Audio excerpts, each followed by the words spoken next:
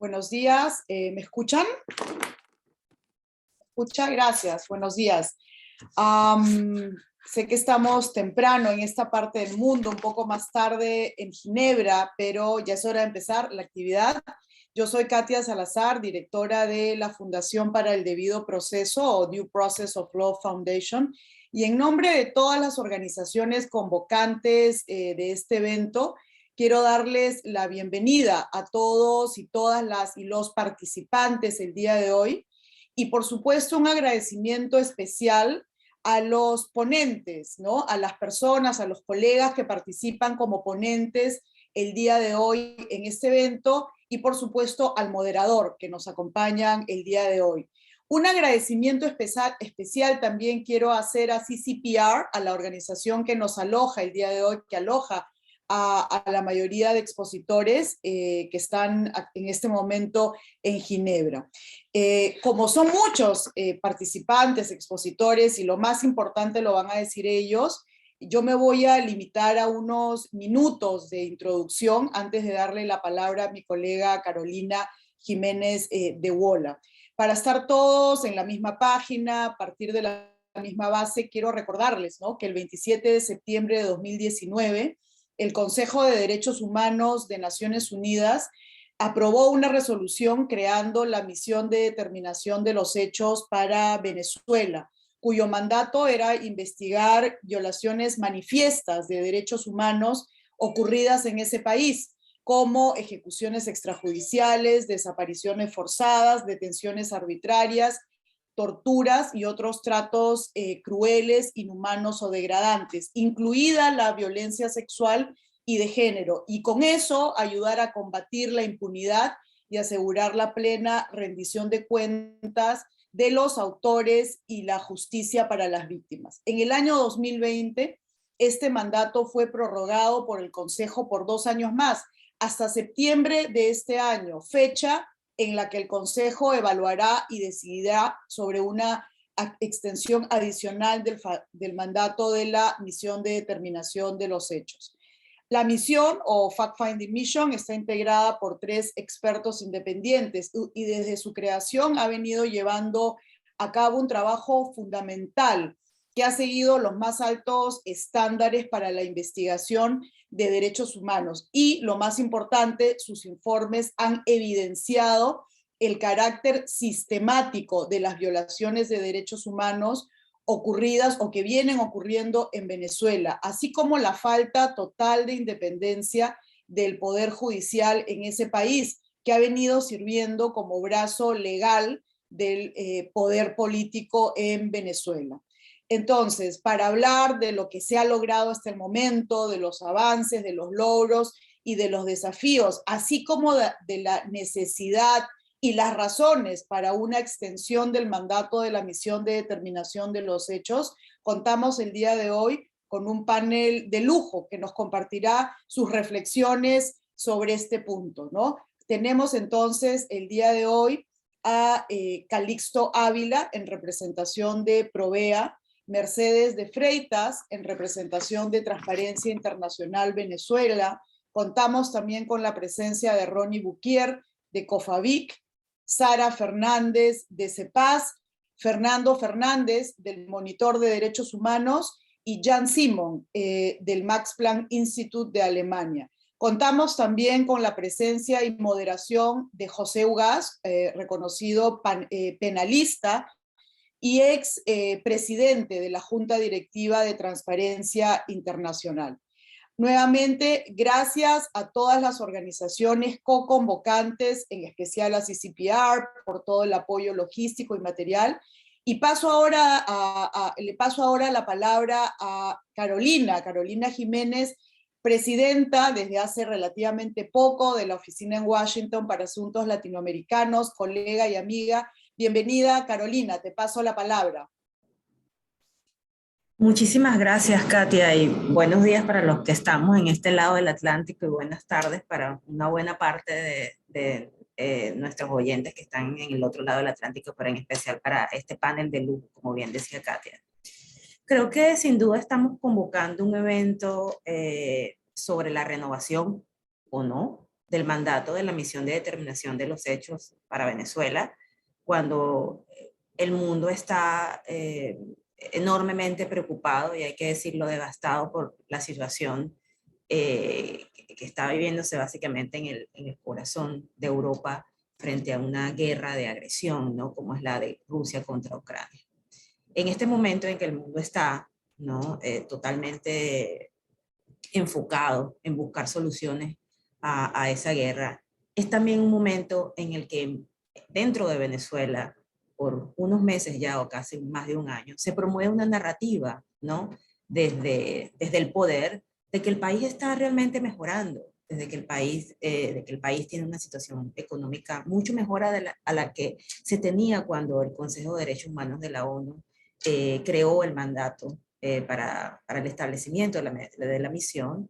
Es un momento también en el que el gobierno nacional, como todos sabemos, ha venido diseñando y promoviendo desde la Asamblea Nacional que controla leyes, ¿no? Que buscan hacer una reforma del sistema judicial. Y por lo tanto, y es la narrativa que, como digo, se viene promoviendo, estamos en un momento muy diferente, ¿no? Desde el momento de la creación de la misión, con lo cual probablemente, y esa será la narrativa y sabemos muy bien la posición de Venezuela frente al Consejo, no es necesario que esta misión que ha sido tan determinante, tan importante para el movimiento de derechos humanos de Venezuela y para el país y la sociedad en general, no necesita renovarse. Por lo tanto, creo que el hecho de que estemos acá, reunidos, como muy bien lo decía Katia, con un panel de lujo, a quien también expreso mi agradecimiento en nombre de VOLE y de todas las organizaciones convocantes, no es coincidencia. Estamos acá porque la necesidad de explicar, de promover las razones, de justificar la misma existencia de la misión de determinación de los hechos y la necesidad de que se renueve, sigue siendo una tarea fundamental, porque sabemos bien, y esto hay que repetirlo hasta el cansancio, la existencia misma de la misión es ya de por sí una reivindicación de los derechos de las víctimas y de la necesidad que tiene un país como Venezuela de evitar a toda costa que la crisis de derechos humanos que se vive en el país y la existencia y la ocurrencia de crímenes de lesa humanidad no caigan en el olvido. Y por lo tanto es realmente muy importante esta reunión y las que seguirán haciéndose de aquí hasta que pueda efectivamente darse la renovación del mandato en la que todos confiamos y por la que todos estaremos haciendo incidencia. Así que muchas gracias y que sea un panel verdaderamente lleno, ¿no? de interesantes comentarios y reflexiones. Gracias, Carolina. Entonces, después de tener esta introducción al evento, le paso la palabra a José Ugaz, que se encargará de la moderación el día de hoy y seguramente explicará también brevemente la metodología, ¿no? Para tener claro el guión. José, te paso la palabra. Bienvenido. Gracias, Katia. Muy buenas tardes desde Europa a todos los que están por esta parte del mundo y muy buenos días a los que participan desde el hemisferio sur. Vamos a dar entonces inicio al panel que va a discutir la misión de determinación de los hechos sobre Venezuela y la posible prórroga de su mandato y por qué es irrelevante que este mandato sea prorrogado. Como Katia ha mencionado, el 27 de septiembre del 2019, el Consejo de Derechos Humanos aprobó esta misión independiente de determinación de hechos sobre Venezuela, conocida también en inglés como la Fact-Finding Mission. La misión emitió un primer informe en septiembre de 2020 y en esencia la importancia de ese informe estuvo centrada en que concluyó que existían motivos razonables para determinar que las autoridades y altos mandos en el gobierno de Venezuela han planificado y ejecutado graves violaciones a los derechos humanos, de las cuales algunas incluso constituyen crímenes de lesa humanidad. Esto tiene una fuerza conclusiva muy relevante, avanzó hacia el segundo informe presentado en septiembre del 2021, en el que ya la Fact-Finding Mission o la misión independiente se concentró en un análisis más específico vinculado al sistema de justicia en Venezuela. Y concluyó en esencia que en Venezuela es imposible alcanzar justicia independiente en estos momentos, luego de haber analizado más de 3.000 casos que concluían por distintos motivos en razones de impunidad y falta de acceso para las víctimas de estas graves violaciones a las que se refirió en su primer informe. Y hoy estamos en la coyuntura en la que septiembre de este año debe decidirse si se prorroga o no el mandato de la misión. Y por lo tanto, ese tema es precisamente el que nos convoca ahora. Debo mencionar que en el contexto de la información que ha venido trabajando la misión, hay dos elementos que a nosotros nos parecen de máximo interés. Primero, cómo se establece esta relación entre corrupción, en particular gran corrupción y violación a los derechos humanos. Es imposible en Venezuela de hoy hablar de violación a los derechos humanos si es que no la ponemos en un marco contextual de gran corrupción, que es lo que la misión y otros observadores concluyen que está detrás como la gran motivación de estas violaciones. Y lo segundo, que es un tema que ya lo fijó también en su metodología de análisis del primer informe, la misión, es el tema de la cadena de mando. La misión concluyó en ese primer informe que era imposible que las altas autoridades del gobierno de Venezuela desconocieran las graves violaciones a los derechos humanos, y luego de aplicar una metodología de análisis concluye además que ha habido consentimiento, en algunos casos inacción, pero en la mayoría de ellos consentimiento, planificación y ejecución desde los mandos más altos de esa cadena, tema que seguramente Mercedes nos va a explicar a raíz del reciente informe que ha presentado también, o que está presentando Transparencia Internacional Venezuela. Bueno, estos son los temas que pretende abordar el panel.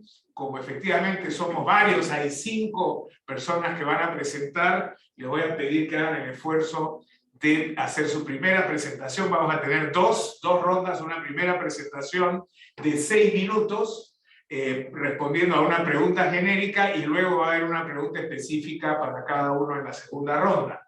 En el minuto 5 les voy a hacer una seña, y en el 6 les apago el micro, aunque no tengo la capacidad técnica para eso, pero les diré que se acabó el tiempo. Tratemos de ser cumplidos en el tiempo para poder dar mayor espacio, porque también esperamos recibir preguntas y contribuciones de los asistentes remotos. Entonces, en ese sentido, la segunda ronda tendrá un tiempo, dependiendo cómo nos desempeñemos en la primera, que puede ir entre 3 y 5 minutos, y finalmente, si alcanza la posibilidad, tendremos 1 minuto de cierre por cada uno de los panelistas. Entonces, dicho eso, arrancaríamos ya con las presentaciones. La primera pregunta, que cae por su propio peso establecido el tema a tratar, es: ¿por qué creen ustedes que es importante que el mandato de la misión de determinación de hechos sobre Venezuela se extienda? En particular, ¿por qué es importante de la perspectiva de cada una de sus organizaciones, del trabajo que ustedes desarrollan?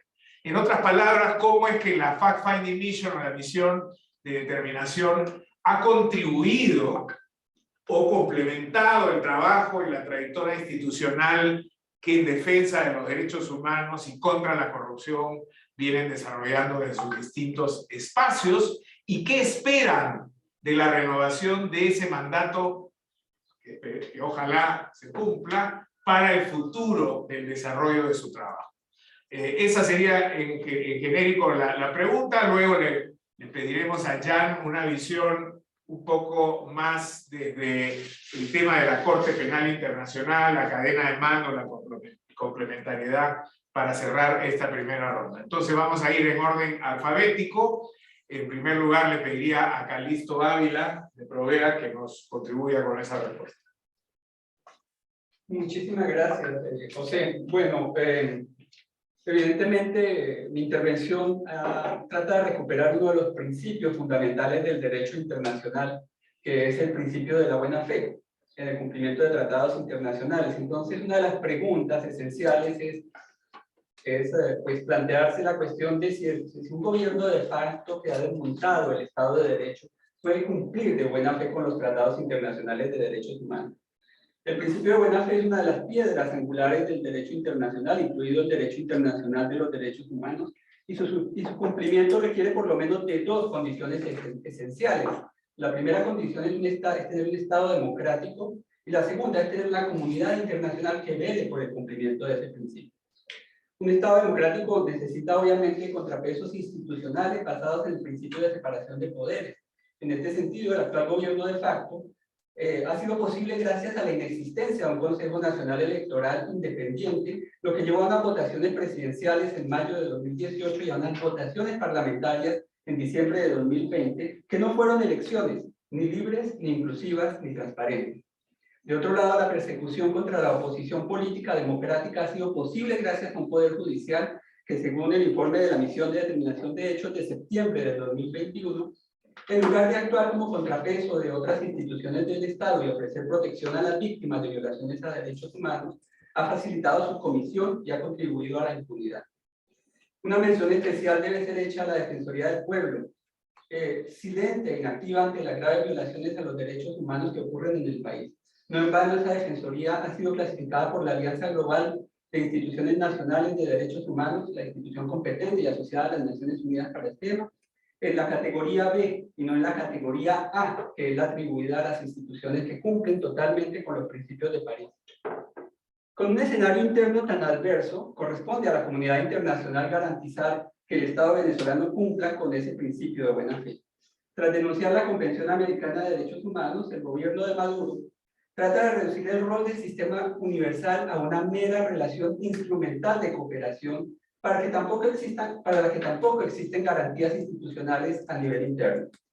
La sola presencia de la OACNUD en Venezuela sin un mecanismo robusto que busque la rendición de cuentas por responsabilidades individuales, como la misión de determinación de hechos, esa sola presencia es ampliamente insuficiente para revertir la consolidación de las políticas de Estado que resultan en graves violaciones a los derechos humanos y en crímenes de lesa humanidad, actualmente bajo investigación de la Corte Penal Internacional. Un ejemplo ilustrativo de lo que ha ocurrido con las ejecuciones extrajudiciales en los 2 últimos años. En el año 2021 se cometieron 1.414 presuntas ejecuciones extrajudiciales por parte de los cuerpos de seguridad del Estado, según una investigación de Lupa por la Vida, que es una iniciativa entre el Centro Gumilla y Provea. Si bien se constata que hubo una baja considerable en comparación con el año 2020, cuando el mismo proyecto registró 3.034 víctimas, consideramos que esta práctica se mantiene como una política de Estado. Creemos que cuando se detecta una disminución significativa en el número de víctimas en tan corto tiempo, es porque existe una voluntad política de quienes detentan el poder de bajar las cifras de violaciones al derecho a la vida. En particular, hay una reducción de la participación en operativos de las Fuerzas de Acciones Especiales, conocidas como las FAES, que pertenecen a la Policía Nacional Bolivariana, y un repliegue de las FAES en varios estados y a nivel nacional.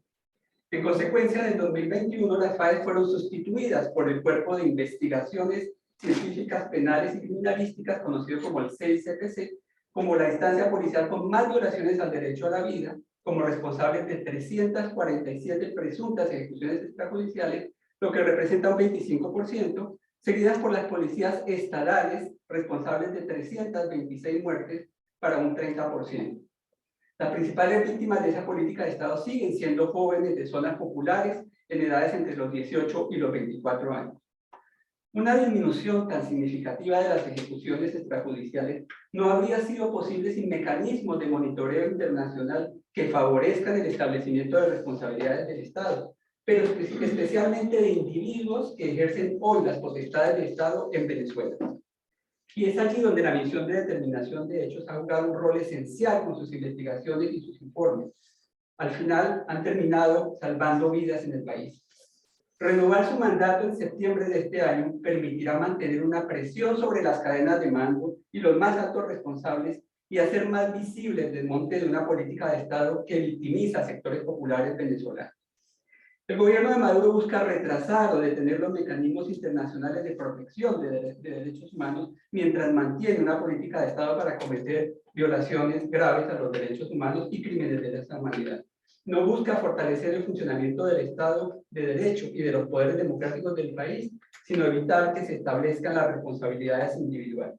De allí que para garantizar el principio de buena fe sea indispensable mantener una dualidad entre mecanismos que señalan responsabilidad del Estado como la Oficina de la Alta Comisionada y los que señalan responsabilidades individuales como la misión de determinación de los hechos y la Corte Penal Internacional. Muchas gracias. Muchas gracias, Calixto. Muy interesante y gracias también por cumplir con el tiempo. Pasaríamos ahora a Ronnie Boquier. ¿Cuál es la perspectiva de COFABIC respecto a la importancia de la renovación del mandato y cómo ha contribuido la misión al trabajo que ustedes desarrollan?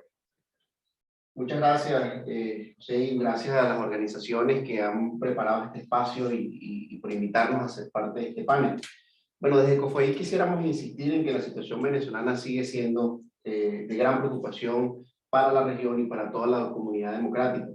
La crisis compleja, humanitaria, aún sigue teniendo graves y dolorosos efectos, y no hay que olvidar que las principales razones de esta crisis y de la migración más fuerte que hemos vivido en toda Latinoamérica no está generada por catástrofes naturales ni por conflictos armados internos o externos, sino que está íntimamente ligada a la crisis de derechos humanos y particularmente al Estado y a la violencia del Estado de impunidad.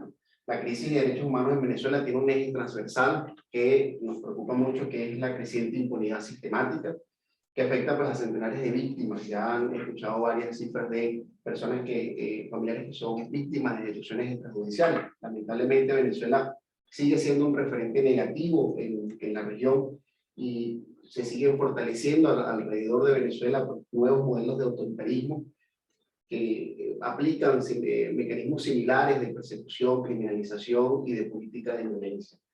Frente a esta sostenida opacidad que se ha vivido en el país, COFABIC desde el 2012 al 2021 ha podido registrar 13.748 casos de ejecuciones. Y desde los últimos 5 años, de 2016 al 2021, existen 9.500 casos de estas 13.000. Lo que nos quiere indicar es que los últimos años en Venezuela han sido años de una violencia letal sostenida por parte del Estado.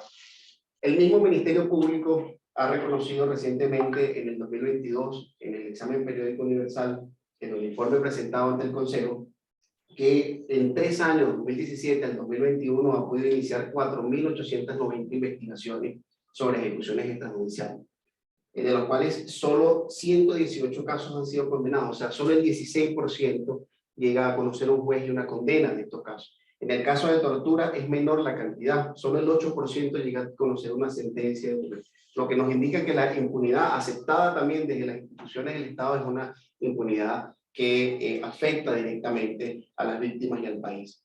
Desde COFABIC hemos podido analizar la situación de la impunidad y del sistema de justicia, la falta de independencia del sistema de justicia, que además la misma misión de determinación de los hechos en su último informe señalaba desde una radiografía la crisis en la que está la justicia venezolana y la falta de la independencia del poder judicial. En 20 casos hemos podido determinar de ejecuciones extrajudiciales que el 92% de estos casos no se ha presentado ninguna acusación formal a funcionarios, funcionarias militares o policiales involucrados. En un 30% existe retardo injustificado en la tramitación de experticias esenciales como las autopsias.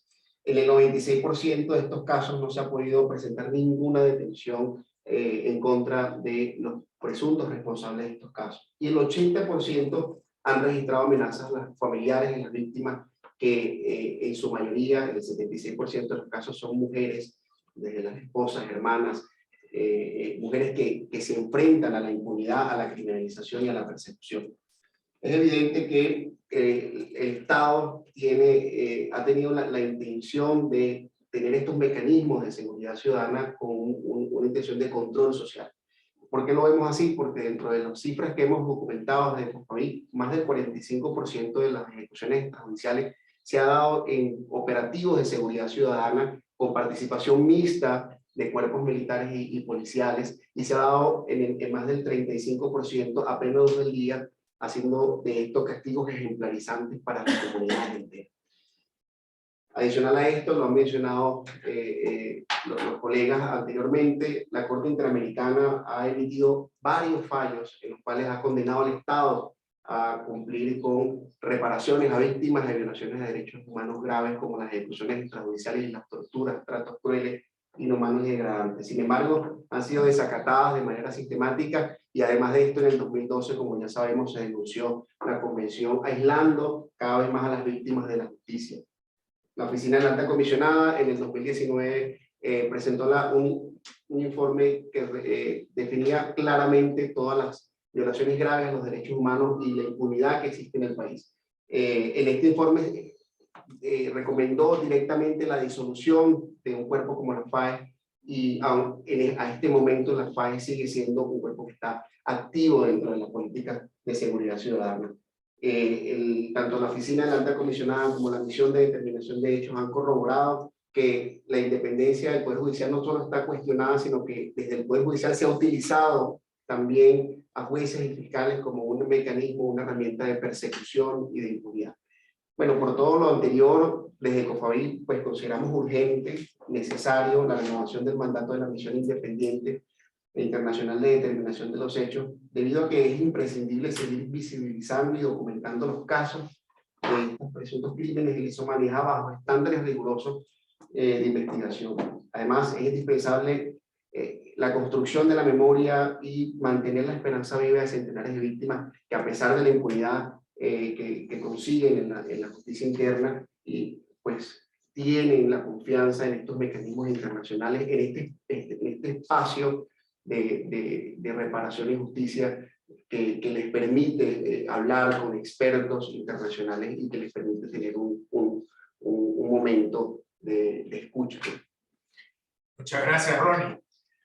Así como COFABIC, Transparencia Internacional Venezuela también viene haciendo un trabajo en el país y por supuesto en el exterior también, documentando circunstancias, haciendo denuncias, y por eso nos interesa mucho saber cuál es su perspectiva del valor y aporte de la misión a su trabajo. Antes de darle la palabra a su directora ejecutiva, Mercedes de Freitas, Merchi, quiero recomendar a quienes nos están siguiendo este informe. Está todavía caliente, acaba de salir de la imprenta.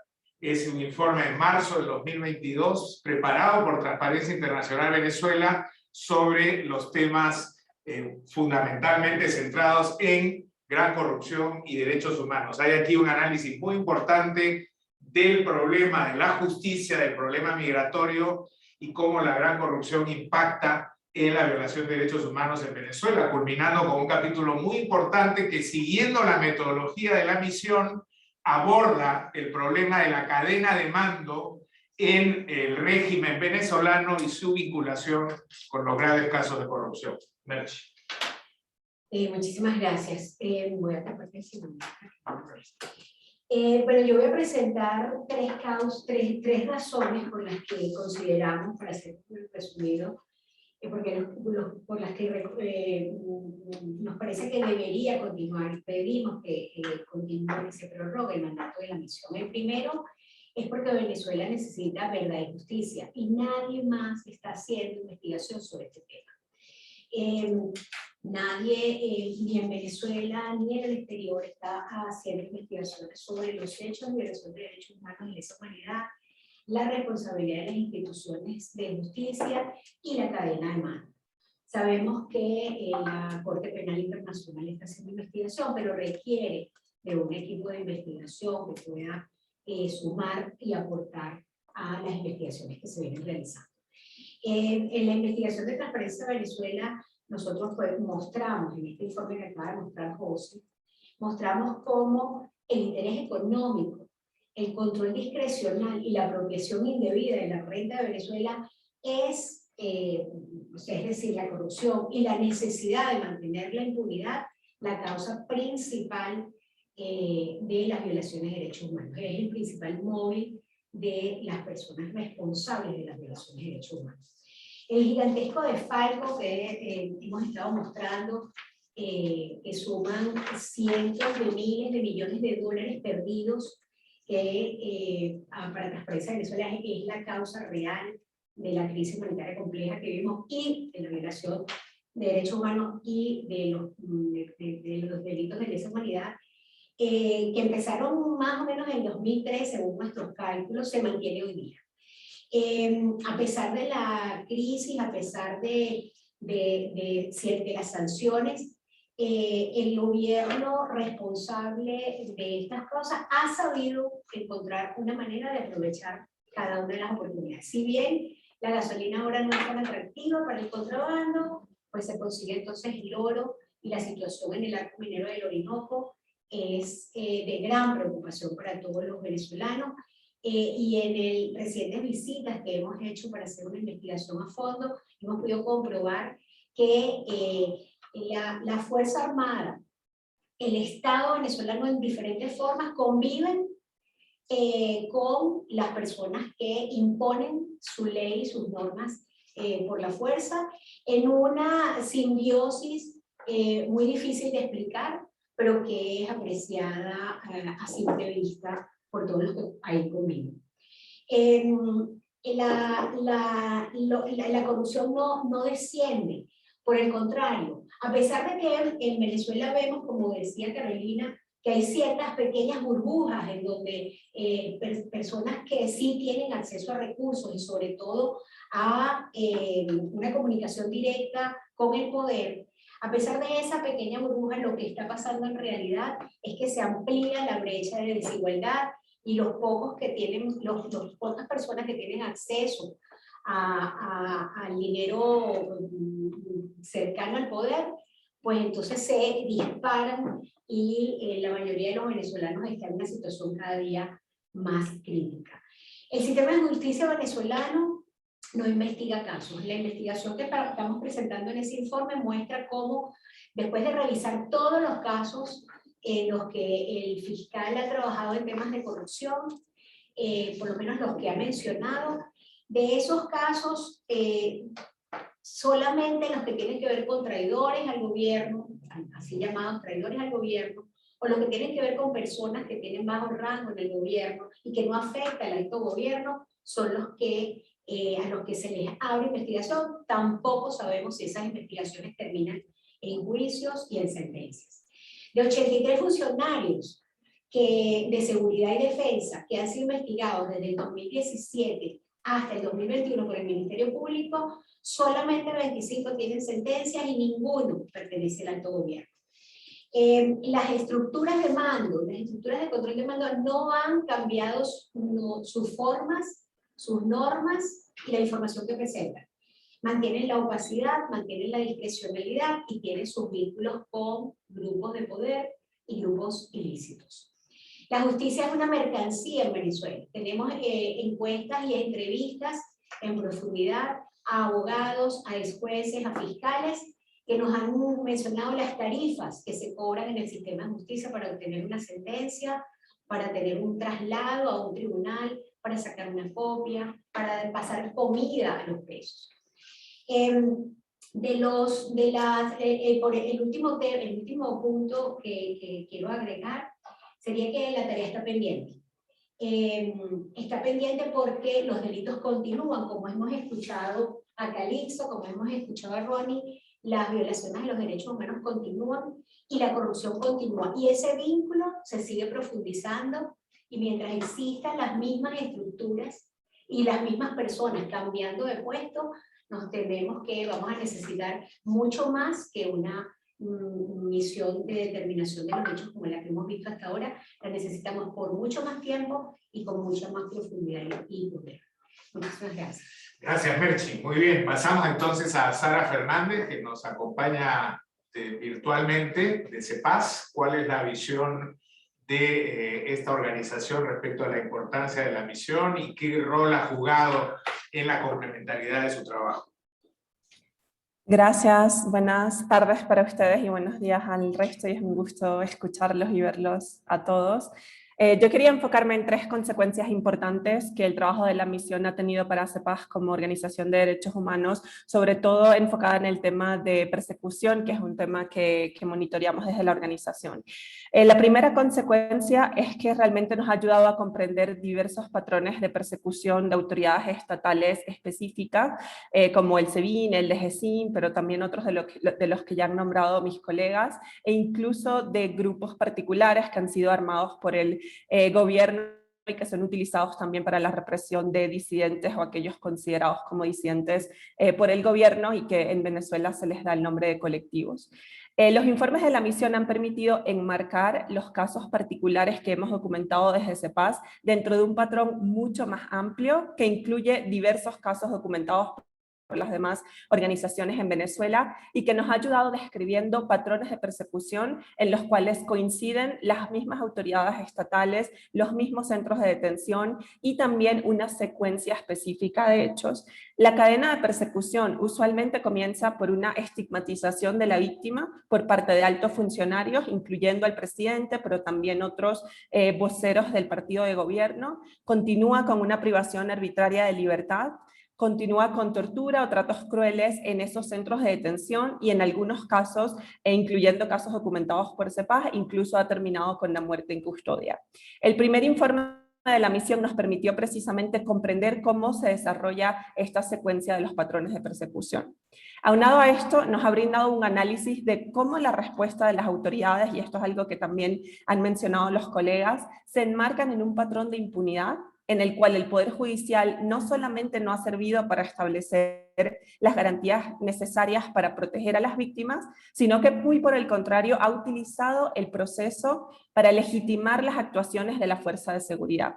Esto incluye el librar órdenes de allanamiento y órdenes de detención con fechas posteriores a que estos hayan ocurrido, el hacer caso omiso a las denuncias de tortura y tratos crueles y en muchos casos incluso devolver a la víctima que ha denunciado estos tratos y estos hechos de tortura a los mismos centros de detención en donde las mismas ocurrieron. En segundo lugar, una consecuencia importante de la existencia del trabajo de la misión ha sido enviar un mensaje claro a las autoridades venezolanas de que va a existir una determinación de responsabilidades a nivel internacional y esto los ha obligado a tomar medidas en casos específicos, aunque dichas medidas, incluyendo las que se han tomado en procesos legales, no hayan sido suficientes por diversos motivos, como el hecho de que se han imputado delitos menos graves a los que ocurrieron y además de que nunca se ha investigado a las cadenas de mando, sino a los autores materiales. Pero esto ha permitido mantener también un espacio para que la sociedad civil pueda seguir haciendo su trabajo en el terreno ante la vigilancia y la investigación de un mecanismo internacional. Es importante, sin embargo, mencionar que los actos de persecución continúan ocurriendo hoy en día en el país. Desde CEPAS solamente en el 2021 registramos 812 casos de persecución contra diversos grupos de la sociedad venezolana. Por último, pero de muchísima importancia, es también la consecuencia que el trabajo de la misión ha tenido en las víctimas directamente. Los informes de la misión han tenido un impacto positivo en las víctimas, cuyos casos se han visto reflejados en estos informes, pero además para algunas víctimas estos informes son el primer lugar en el que pudieron ver plasmada una investigación sobre los hechos que ocurrieron a ellos mismos o a sus familiares. Y esto es muy importante por un tema de esclarecimiento de hechos y de construcción de la verdad que mencionaba Ronnie, pero además porque les ha dado un sentimiento de que sí es posible conseguir justicia a nivel nacional y de que sí se puede presionar y buscar reformas necesarias para que la justicia en Venezuela pueda llegar a ser una justicia que conozca sus casos.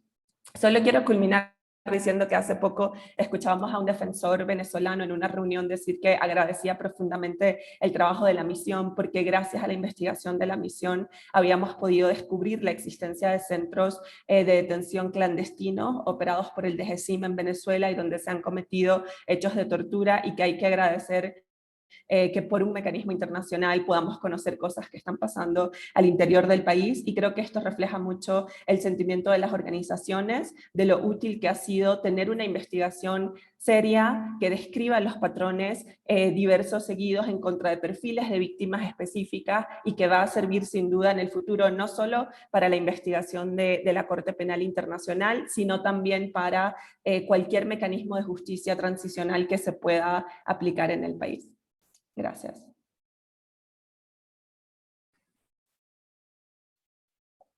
Le voy a tener que pedir una actitud un poco esquizofrénica porque los intérpretes están volviéndose locos con la velocidad que estamos imprimiendo para cumplir con los 6 minutos. Así que hay que cumplir con el tiempo, pero en una velocidad razonable.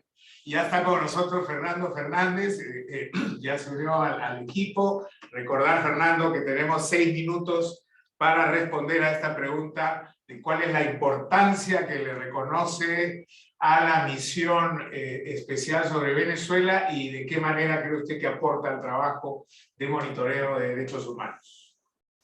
Muchas gracias a los panelistas, muchas gracias a ustedes por esta organización tan importante. Lamentablemente no estoy presente, estoy desde Madrid, acompañando a unas víctimas en una presentación y en una gira de mucha importancia para sus casos y también para entender la situación de Venezuela. En este corto tiempo que voy a dedicarle algunas reflexiones sobre la importancia de la misión independiente de determinación de los hechos, ¿no? Y las razones por las cuales creo que debe ser prorrogada su mandato, debido en primer lugar a la eficacia para investigar hechos tan complejos como, por ejemplo, haber descubierto y puesto en evidencia esos centros de investigación clandestinos que acaba de hablar mi colega Sara Fernández, ¿no? Yo creo que ese es un hecho demostrativo de cuáles son sus habilidades, cuáles son sus destrezas y sobre todo la importancia de su trabajo para poner en evidencia cosas que, aunque se sabían, no se tenía la certeza de dónde estaban, cómo funcionaban, etcétera, ¿no? Entonces, los informes detallados de la misión son objeto de estudio en seminarios, en la academia, y además de eso ayuda muchísimo al trabajo de las ONGs y por supuesto las víctimas a entender su situación y el contexto de su situación. De otra parte, quiero mencionar que el estándar de prueba utilizado por la misión ha probado ser de extrema utilidad. Yo creo que desde el punto de vista procesal ha sido un aporte no solamente para el examen preliminar que ha llevado a cabo la oficina del fiscal para la Corte Penal Internacional, sino también para la apertura de la investigación. Eso, en mi opinión, prueba pues que ha tenido una enorme influencia y eso demuestra también la utilidad de sus informes, ¿no? De otra parte, hay un tema de orden cultural, ¿no? Que es la resistencia al olvido. Es decir, estos informes mantienen la memoria histórica de los hechos que ha llegado a profundidades a las que no se puede acceder en el terreno por razones de seguridad personal. Entonces, ello le permite, la estructura que ellos tienen y además de las capacidades que han demostrado que tienen, llegar a sitios donde muy difícilmente quienes estamos en el terreno podemos llegar porque simplemente la seguridad personal también cuenta como freno, como límite para el trabajo en el terreno, ¿no? Yo creo que si se le da a la misión, en la eventual prórroga que estamos promoviendo, la tarea de investigar el vínculo entre la corrupción y la persecución como crimen, como hecho, al usar la violación de los derechos económicos, sociales y culturales y los derechos civiles para obtener nuevos negocios y mantener los que ya se tienen. Yo creo que es sumamente importante entender esto y verlo también en el contexto. Recientemente se ha podido demostrar en el caso Ucrania, Rusia, cómo los oligarcas tienen un interés en esta guerra de agresión y cómo se han lucrado y han mantenido sus negocios gracias pues, a esa estructura y a ese régimen, ¿no? Hay otros temas de mucha importancia que yo quiero abordar, y es que hay que contrarrestar también la narrativa, y creo que eso sería una tarea interesante para la misión, ¿verdad? Acerca de la violación de los derechos económicos y sociales por culpa de los países que han impuesto sanciones o medidas coercitivas unilaterales, como el gobierno quiere decir, ¿no? Hay otras personas que creen que los derechos económicos y sociales ya estaban deteriorados antes de las sanciones, ¿no? Pero que las sanciones las empeoran. Sin embargo, sabemos muy bien, y lo hemos comentado, sobre todo con la Fundación para el Debido Proceso, este argumento es muy débil a no incluir la corrupción, la desviación de los recursos y la malversación y la mala administración como causa y como incentivo de las violaciones de los derechos económicos, sociales y culturales y los derechos civiles y políticos.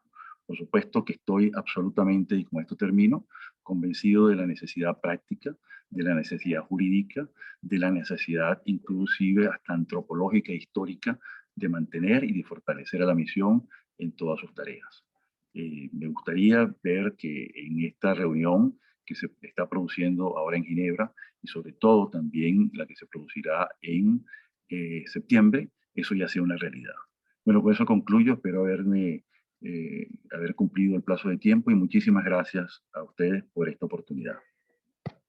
Perfecto, Fernando, el tiempo. Muchas gracias. Solamente recordar que en este informe de Transparencia Internacional Venezuela también hay un capítulo dedicado al tema de las sanciones como excusa en la narrativa del gobierno y otro también respecto a los fake news y cómo se manipulan las noticias con un ejército de digitadores desde el poder.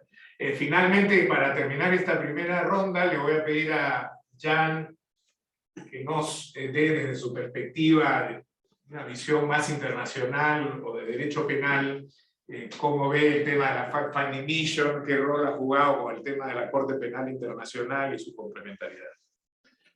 Bueno, muchas gracias por la invitación. Ha sido muy interesante lo que he escuchado acá entre los distintos participantes. Quisiera yo no ser repetitivo, por lo cual no voy a entrar en los temas que son tecnicismos penales, ¿no? de cadenas de mando en su materialización por el derecho penal sustantivo, ni de temas procesales, sino lo que a mí me gustaría de ver es con ustedes un tema que tiene que ver con las políticas del Consejo de Derechos Humanos. Porque muy pocas veces lo que se discute es qué son las agendas detrás, ¿no? de las discusiones entre poner Venezuela en la agenda item 2 o en la agenda item 4, cuáles son los mecanismos que se buscan, y entre las distintas medidas que el Consejo ha adoptado, yo creo que la visión de determinación de los hechos es esencial, y es esencial especialmente de cara a la decisión de la Fiscalía de la CPI del pasado noviembre de abrir una investigación. Es decir, ya estamos pasado un momento en el cual vamos a discutir si esto debe o no debe estar en una agenda, porque es algo que es, después de esta decisión, no se puede cuestionar que Venezuela es un asunto que debe permanecer como asunto de una grave situación de derechos humanos de un país. Es decir, ya estamos en la agenda de 4 y es obvio que al pasar el umbral de la investigación de la CPI, esta situación ya va más allá del alcance de la cooperación técnica, de la capacitación que pueda brindar UACNUR. Eso es como primer punto. Y requiere, entonces, sin lugar a duda, una consideración especial. Requiere la determinación de responsabilidades del Estado y de sus más altas autoridades como hipótesis de investigación, y de una investigación que es más amplia que incluso de la Corte Penal Internacional, porque se trata de responsabilidades del Estado y de las más altas autoridades. Y esto requiere que el Consejo siga, obviamente, mandatando la misión de determinación de los hechos en Venezuela. Es un mandato más allá del mandato de OACNUR de monitoreo y de emisión de informes, ya sea dentro de su mandato universal, como ha sido en el 2017-2018, y luego después por las resoluciones en la sesión 42 y 45 del Consejo. Es un mandato ad hoc de investigación de violaciones de derechos humanos con miras a asegurar justicia y contribuir a la rendición de cuentas en el sentido amplio de la palabra. Es decir, no estamos hablando solamente de temas penales. Se ha escuchado acá el tema de la búsqueda de la verdad, que va más allá de la verdad procesal en el estricto, en su sentido estricto, sino más bien de la verdad histórica, ¿ya? De cómo desarrollóse todo esto. Y si bien esto normalmente es un elemento contextual en el análisis del derecho penal internacional, el derecho penal internacional no es capaz de generar ese tipo de información. En situaciones como las de Venezuela, considero que este mandato debe ser separado de OACNUD. Esto por dos razones. Primero, porque estas situaciones requieren un rol activo de OACNUD en el terreno de la cooperación estrecha con el Estado. No podemos descartar el rol activo diplomático que juega OACNUD en estas situaciones, y por suerte no sucedió como sucedió en Bielorrusia, en donde la misión en el terreno fue retirada, y por suerte esto no ha sucedido hasta ahora en Venezuela. Pero por el otro lado, obviamente requiere que OACNUD brinde, además de la cooperación técnica y otras actividades, también algo que es un rol importante, que es la determinación de responsabilidades con miras a asegurar la justicia. Esto, si se mezcla un mandato de cooperación técnica con un mandato de determinación de responsabilidades con miras a asegurar justicia, estando en el terreno con una oficina, trabajando, no puede ni garantizar uno ni lo otro, ¿ya? En el caso de Bielorrusia, esto no fue así porque ya no hay presencia en el terreno. Entonces, por este simple hecho, yo considero sumamente importante que esta misión siga trabajando para que OACNUD, por un lado, pueda como lograr su rol y su mandato, pero por el otro lado también la misión. Ya, tengo un minuto. Entonces, como último punto, yo creo que es además sumamente importante ver y analizar lo que yo acabo de analizar, de acuerdo, me voy a extender un poco de nuestro tema, del apoyo técnico que en el marco de la complementariedad en este momento, en un memorando de understanding, el fiscal hizo con el Estado de Venezuela. Si mi hipótesis es correcta, aquí sí se mezclaran dos temas en una cabeza. Y sería un tema a discutir si este MOU va a producir los efectos que se espera que se produzcan en el marco de la complementariedad positiva o no, quizás al contrario. Y ahí sí otra vez juega un rol muy importante la cooperación técnica de OACNUD, porque al fallar quizás ese MOU, OACNUD pueda trabajar y al mismo tiempo lleguen a determinar las responsabilidades individuales. Muy bien, muchas gracias, Jan. Vemos que hay un consenso absoluto en la necesidad de la renovación, atendiendo precisamente a los aportes que la misión ha generado hasta este momento. Yo quisiera ahora volver sobre Calixto, que ha escrito un artículo en octubre del año pasado titulado El ajedrez de los victimarios en el Consejo de Derechos Humanos, que nos cuente, ahora tenemos una bonificación hasta de 4 minutos, podemos hablar por el buen desempeño en la primera ronda, cómo ha actuado el gobierno de Maduro en el Consejo con relación a estos mecanismos especiales, en particular a los mecanismos especiales de investigación, y qué implicancia puede tener eso en la renovación del mandato de la misión. Bueno, la actuación del gobierno de Venezuela en el Consejo de Derechos Humanos frente a mecanismos similares ha sido bastante contradictoria con lo que dice pregonar. Se trata de un gobierno que dice que es solidario con las desastres que ocurren con otros pueblos, y también se dice que es un gobierno obrero. Y en este último tema, por ejemplo, hay que recordar que en la Organización Internacional del Trabajo, una visita al país de una comisión de encuesta, que es el más alto mecanismo, que hizo una serie de recomendaciones que hasta ahora han sido incumplidas por el Estado venezolano y que van a ser discutidas en este mes de marzo en el Consejo de Administración de la OIT aquí en Ginebra, para decir qué medidas adoptar frente a un Estado que no cumple con esa recomendación.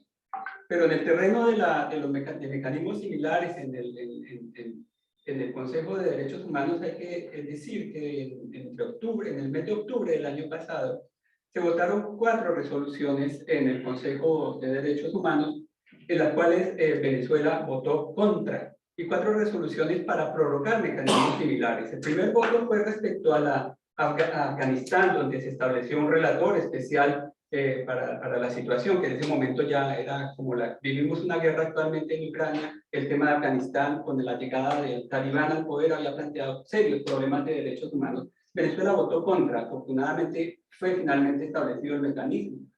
El mismo día se votó también, votó Venezuela contra el grupo de expertos eminentes para Yemen, que desafortunadamente fue desmontado, y Yemen se encuentra sumido actualmente en una situación de impunidad atroz, con la cual el gobierno de Venezuela no fue en ningún momento solidario con el pueblo yemení. Al día siguiente se votó una resolución sobre Burundi, donde se estableció un relator especial. Venezuela votó contra, sin embargo, la resolución fue aprobada por mayoría. Y el mismo día se votó una resolución sobre Siria, en la que se apoyó la Comisión de Investigación Siria, que ya estaba establecida, y se pidió cooperación al gobierno sirio. Venezuela votó también contra, afortunadamente por mayoría fue aprobada la resolución.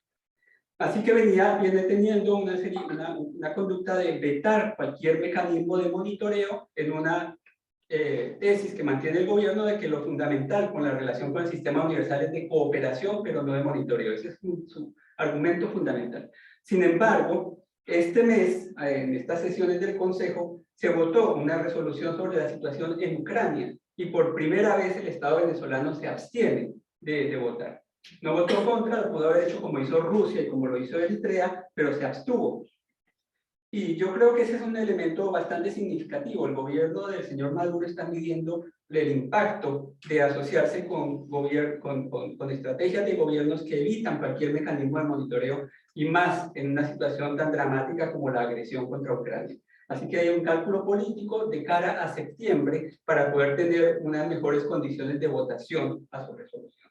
Entonces, digamos que en ese sentido, esa es la característica dominante del gobierno de Venezuela, con esta situación coyuntural de cambio respecto a la situación de Ucrania. Muchas gracias. Ronnie, ¿cuál crees tú que es el valor de la misión para las víctimas? Hemos escuchado a Sara mencionar el impacto que ha tenido esto desde la perspectiva de las víctimas. ¿Por qué ha sido importante que la Fact Finding Mission sea considerada desde una perspectiva positiva desde el lado de las víctimas de los crímenes que se han cometido en Venezuela, o que se vienen cometiendo? Sí, bueno, lo hemos mencionado varios, que los patrones de impunidad y las cifras de impunidad, más cifras oficiales, pues son incontestables, ¿no? El tema es que la impunidad, que es un eje transversal, no permite que las víctimas tengan en la justicia interna un espacio para acudir, un espacio para ser escuchadas y sobre todo para obtener justicia. Que se ha convertido la Fact Finding Mission y los mecanismos actuales activos para el monitoreo de la situación de derechos humanos en Venezuela, bueno, en un espacio en donde ellas son escuchadas, en donde ellas pueden exponer sus casos y se sienten acompañadas y se sienten de una manera, pues, que el testimonio no está siendo tirado al mar, ¿no? Hay que verificar y recordar que en Venezuela existe un cierre al espacio cívico cada vez mayor, en donde personas que defienden derechos humanos, testigos, víctimas, somos parte de una política de persecución, una política del enemigo interno, y en esta misma lógica de persecución, las víctimas y testigos también han tenido pues el temor cada vez más de hablar, de poder transmitir en lo que es las instituciones oficiales, las instituciones públicas, ¿no? Y este mecanismo de documentación con altos estándares que además tiene la Five Funding Mission, pues es un espacio en donde las víctimas pueden depositar sus casos, depositar su testimonio y tener la certeza de que están siendo procesados bajo los más altos estándares. Por otra parte, y hablando por el procedimiento que se está llevando a cabo para Venezuela, tanto en la Fiscalía de la Corte Penal Internacional como en otros procesos, bueno, yo creo que lo importante es la construcción de la memoria, ¿no? La memoria histórica de todos estos hechos que no queremos que queden en impunidad, y frente a cualquier tipo de cambio de justicia, de posibles procesos de justicia, es importante que las víctimas sientan la confianza de sus testimonios resguardados bajo estos estándares. En principio, nosotros creemos que, y nos lo han hecho pues saber las propias víctimas, que estos espacios han permitido mantener las esperanzas vivas de cada una de ellas, ¿no? De que ellas puedan pensar que en un momento determinado, que no son momentos de justicia lamentablemente, pero que estos mecanismos le hacen paso a la justicia de manera pues organizada, de manera profesional. Y eso es lo que nosotros pues queremos seguir teniendo con ellas, que puedan tener un espacio en donde no se pierdan sus testimonios. Por último, nosotros creemos que en este momento pues, documentar dentro del país, los que estamos dentro del terreno, los que estamos en terreno pues documentando y acompañando a la víctima, necesitamos siempre un apoyo de mecanismos internacionales como los expertos de la Five Funding Mission, que además ayudan a resguardar toda la información y ayudan también a que este proceso sea un proceso profesional que lleve a verificar, pues como es en el caso de los crímenes de lesa humanidad, como decía al principio, la duda razonable, que lleva a verificar los procesos de expedientes, que lleva a verificar los procesos de elementos de comisión o pruebas que determinen posibles responsabilidades. La tarea se ha hecho, pero la tarea no está completa. La tarea de la Five Funding Mission tiene que llegar a un punto en donde podamos tener también la individualización de posibles responsables de estos crímenes. Muchas gracias, Ronnie. Merchi, nos estabas contando sobre la investigación que ha hecho Transparencia en Venezuela respecto de la corrupción en el sistema de justicia. ¿Qué significación tiene esto con relación al tema de la relación, la vinculación entre corrupción y derechos humanos, y también qué función jugaría en cuanto a la complementariedad y el caso que se ha movido en estas últimas semanas ante la Corte Penal Internacional? Sí, bueno, eso es una de las tareas más difíciles que nosotros tenemos, y ahí vivimos peleando Jan y yo, porque en la tarea de identificar la víctima directa de un caso de corrupción en Venezuela es una situación muy difícil. Es muy difícil por varias razones. Primero, porque los casos de corrupción implican a víctimas colectivas.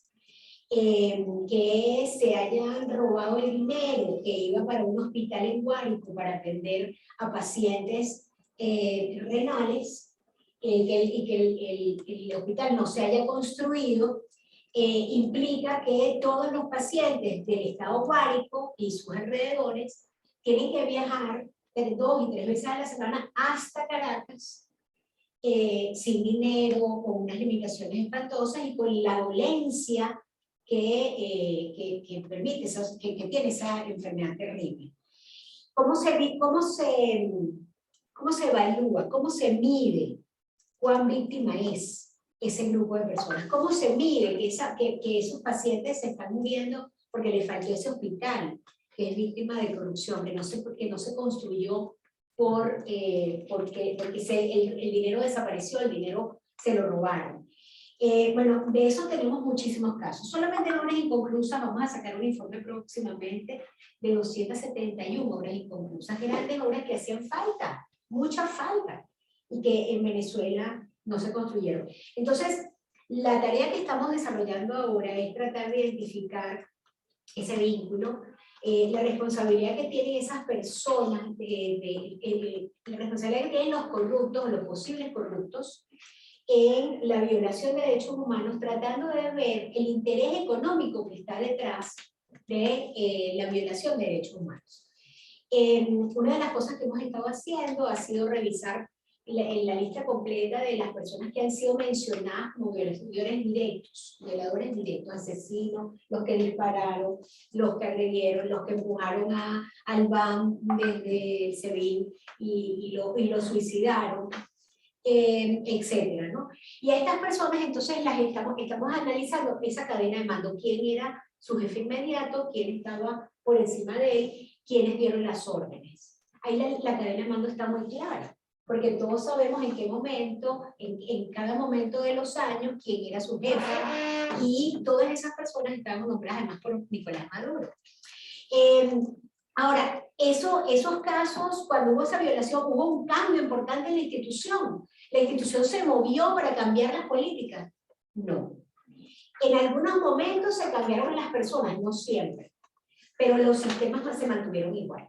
Con lo cual, ahí hay una gran tarea que la Fact-Finding Mission puede avanzar. Esa no es una tarea de la Oficina de la Alta Comisionada, y esa es una tarea más que supera a las organizaciones nacionales, porque además de que es muy difícil, estamos en riesgo por estar allí. Entonces creo que eso es más o menos nuestra gran tarea hoy, ¿no? Muchas gracias. Sara, hemos escuchado ya a Ana Merchi sobre las características de los ACNUD y su diferencia con la misión y por qué convendría una u otra cumpliendo estos distintos roles. ¿Cuál es la visión de CEPAS sobre la forma exacta que debería tomar la extensión del mandato? Sí, bueno, de hecho esto ha sido como discusión dentro de las propias organizaciones. Por ejemplo, desde CEPAS se coordina con otras organizaciones en una plataforma que se llama Justicia y Verdad, y que nos ha servido para visibilizar la documentación en casos que han sustanciado también el tema de la misión. Y la posición que se tiene actualmente es de ir por un mandato como el que se tiene en la actualidad, es decir, pedir la renovación del mandato como se encuentra actualmente, por varias razones. Unas, porque pensamos que el mandato actual permite ahondar muchísimo más, no solo en la investigación de cadenas de mando, pero también en cómo las violaciones sistemáticas de derechos humanos han impactado, por ejemplo, a grupos diferenciados o incluso a personas en situación de vulnerabilidad, y también analizar con mucha más profundidad cómo en ciertas regiones del país las violaciones sistemáticas tienen unas dinámicas muy particulares. Entonces pensamos que el trabajo que ha hecho la misión es de suma importancia, pero que sin duda se puede continuar ahondando si se tiene más tiempo, si se renueva el mandato, con la figura del mandato que ya tenemos hasta este momento. Entonces es por eso que estamos apostando a la renovación del mandato como se encuentra en la actualidad. Lo segundo que quería mencionar es, rescatando un poco lo que han comentado los demás, es que sin duda la existencia de la misión tiene un carácter complementario con la oficina del ACNUR en Venezuela, que no puede ser reemplazado solo por la oficina de la Alta Comisionada por diversos temas. Entendemos la importancia, por supuesto, de que exista una oficina en el terreno y que presten asistencia técnica, pero no pensamos que esto pueda reemplazar en lo absoluto el mandato de la misión y la posibilidad de investigar realmente en profundidad las responsabilidades individuales en el caso venezolano.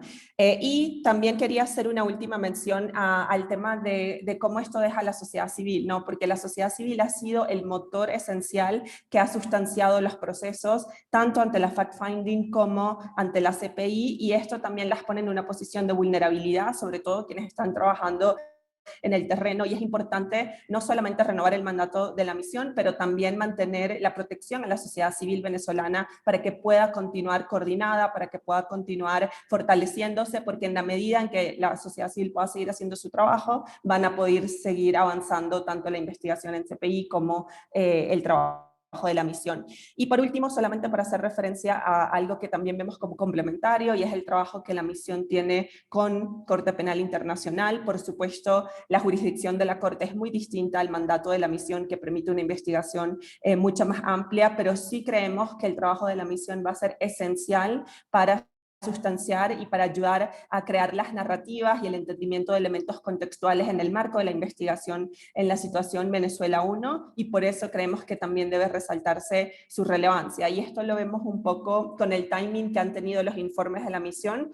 Si vemos el primer informe de la misión, se publicó cuando se estaba analizando la competencia material de la Corte, y justo la misión concluyó que existían motivos razonables para creer que algunas de las violaciones sistemáticas constituían crimen de lesa humanidad. Y el último informe, en el cual, que salió en un momento en el que la CPI estaba investigando admisibilidad y por lo tanto si se habían llevado a cabo juicios válidos a lo interior en la jurisdicción nacional. La fact-finding saca su informe sobre la situación del Poder Judicial en Venezuela y sobre la imposibilidad de llevar a cabo juicios válidos. Entonces, creemos que realmente no solamente este timing que ha tenido la misión para sacar y para enfocar sus informes, sino también las naturalezas y la complementariedad de los diversos mandatos ayuda a que el trabajo de la misión pueda colaborar en esa sustanciación de la investigación Venezuela 1, y creemos que eso también es importante resaltarlo. Del público, si tienen alguna inquietud, alguna aclaración o una contribución, por favor no duden en enviarla, que tenemos un tiempo para responder a quienes están participando remotamente. Jan, ambos informes de la misión, desde distintas perspectivas por los temas que han tratado, hacen referencia al problema de vinculación entre gran corrupción y derechos humanos.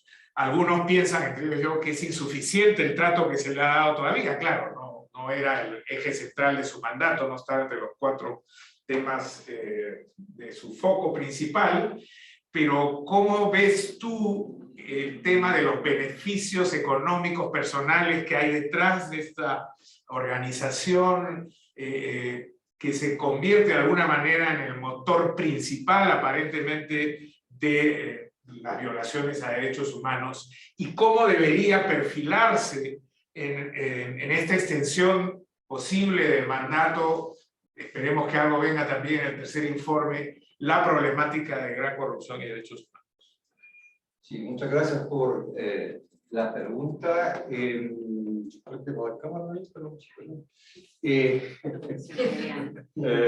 Acá estoy. Movemos un poco. Ya. Y creo que es un tema primero conceptual, ¿no? O sea, corrupción y derechos humanos se puede ver desde la perspectiva de la cual acabamos de hablar, que la corrupción sea un móvil para violar, para desapariciones forzadas, torturas, etc. Y lo otro es que la corrupción viole masivamente derechos sociales y económicos. Ambos aspectos son importantes. El mandato hasta ahora solamente cubre, obviamente, o cubriría una perspectiva de corrupción y derechos humanos en cuanto al móvil que podría estar detrás de las violaciones que debe investigar la Fact-Finding Mission. Y ahí sí, yo creo que hay algo que es importante como conceptualmente de entender el fenómeno de las violaciones de derechos humanos en Venezuela. De acuerdo a los datos que he leído de Transparency International y de varios informes que han hecho, se trata de un sistema de intercambio cleptocrático, es decir, de poder y recursos por un lado, y que genera un sistema de gobernanza que genera violencia e impunidad. Si esto no se entiende de esta forma, no se va a entender ni la corrupción, ni tampoco las violaciones que están hasta ahora en el core del mandato de la Fact-Finding Mission. De ahí la importancia de incluir esta perspectiva de corrupción y derechos humanos en la metodología de la investigación de la Fact-Finding Mission, que ya lo podría hacer y ya lo está haciendo de una cierta manera hasta ahora. Ahora, sin incluir esta perspectiva, faltaría un aspecto contextual clave, y es el contexto que explica las detenciones arbitrarias, las torturas, ejecuciones, etcétera, etcétera.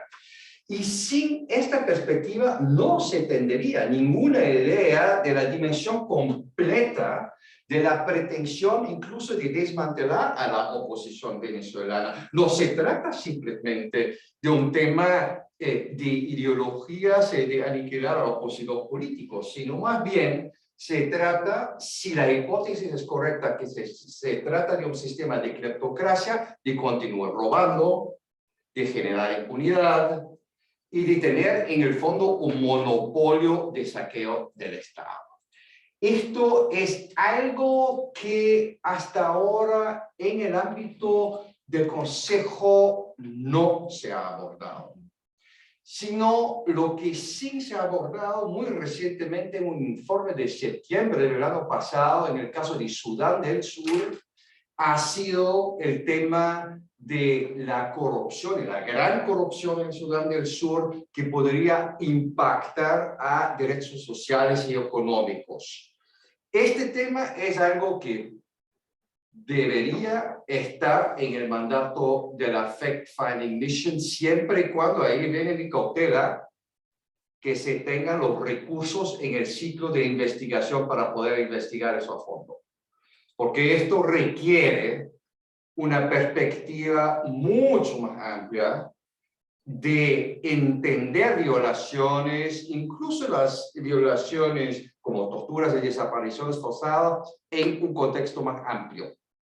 Y además requiere, eso es decir, a nivel analítico, y a nivel investigativo se necesitan investigadores forenses, financieros, y además, en el caso de Venezuela, dada la magnitud del problema, macroeconomistas que puedan de verdad determinar los vínculos entre una parte del Estado y violaciones y vincular esto con lo que ya está en la base de datos integrados de la Fact-Finding Mission. Muchas gracias, Jan. Ya tenemos preguntas que están entrando del público. Una que creo que debería ser respondida por todos desde sus distintas perspectivas de vinculación con la problemática de Venezuela, que es cómo evalúan el rol de la sociedad civil en el acompañamiento de la Fact-Finding Mission. ¿Qué tipo de estrategias han sido las que han generado más impacto para respaldarla? Y luego, ya alrededor del hotel, podríamos distribuir un herbolario. de acuerdo a los temas que han venido desarrollando cada uno de ustedes. Luisa Quintero, periodista de Venezuela, del medio Tal Cual, pregunta si es posible que lo ACNUD haga gestiones para incluir dentro del memorándum de entendimiento con el gobierno venezolano a la misión de determinación. Claramente es un tema que Jan abordó, pero creo que Sara, Calixto también, eventualmente, si alguno de los demás también quisieran opinar sobre el tema, por favor los invito a hacerlo. También hay una pregunta que plantea cuáles son los principales impactos de la Fact-Finding Mission frente a la actitud de los estados respecto a Venezuela. Si se ha percibido que ellos valoran la utilidad de sus conclusiones, por ejemplo, como un insumo para la revisión de sus políticas exteriores en relación a Venezuela. Y finalmente, en esta ronda, una última pregunta, que es ¿qué consejo le darían a la sociedad civil de otros países, por ejemplo, como Nicaragua, que buscan impulsar mecanismos con un propósito similar? Ahora, participante también el mismo tiempo de la ronda anterior, 4 minutos, y vamos a respetar el mismo orden para poder avanzar en ese sentido. Calixto, no sé si quisiera comentar algo en particular. Bueno, yo creo que el rol de la sociedad civil en todo, no solo en la constitución de la misión de determinación de los hechos, sino en suministrar información como fuente creíble, ha sido fundamental en este proceso. Así que yo creo que ese es uno de los aspectos a destacar en el funcionamiento de la misión de determinación de hechos en Venezuela. Incluir a la misión de determinación de hechos en una resolución pues, parece un poco técnicamente difícil porque están ubicados en temas diferentes los mandatos de la Oficina de la alta comisionada. Está en el tema 2, ¿verdad? Y el tema de la misión de determinación de hechos está en el tema 4 de la agenda. Así que habría alguna suerte de incompatibilidad técnica que creo que hace un poco imposible eso, salvo alguna diferencia de opinión de mis copanelistas. Finalmente, ¿qué han hecho los informes de la misión de determinación de hechos ante otros estados? Yo creo que ahí hay que decir que todos los informes sobre Venezuela, no solo de la misión de determinación de hechos, sino de los demás organismos internacionales de monitoreo de la situación de derechos humanos, son fundamentales para las relaciones multilaterales. Y uno de los ejemplos claves es la política de la Unión Europea hacia Venezuela, que ha impuesto sanciones individuales y ha impuesto un embargo de armas y de equipos destinados a la represión basados en dos ejes fundamentales. Uno, haber atentado contra la democracia, y dos, atentar contra los derechos humanos de los ciudadanos. Y ahí, por ejemplo, uno de los elementos fundamentales son los informes de la Comisión Interamericana de Derechos Humanos, que además sirvió de base el año pasado para que el Tribunal Europeo ratificara 11 decisiones de sanciones a individuos altamente ubicados en el gobierno del señor Maduro.